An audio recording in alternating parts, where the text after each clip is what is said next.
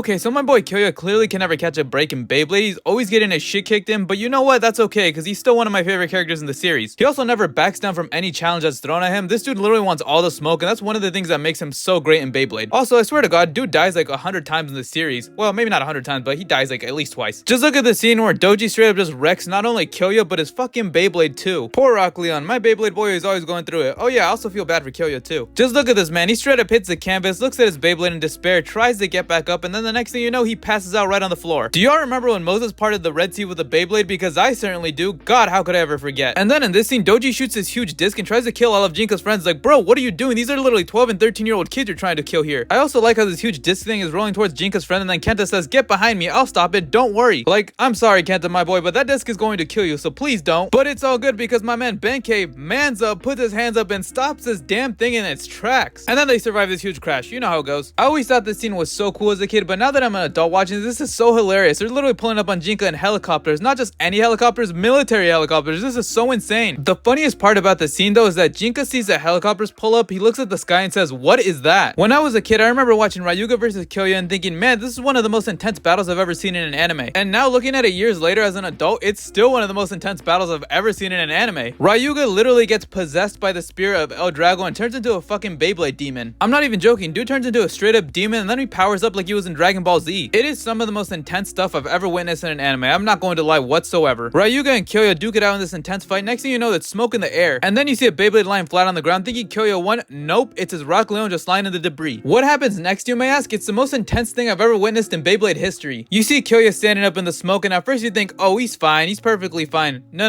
that's not the case whatsoever. My man straight up gets his soul snatched in a quote-unquote kids cartoon. Probably one of the craziest things I've ever witnessed in my life, if I'm being honest. Beyblade Metal Fusion is not meant for kids whatsoever. Don't forget to like and subscribe.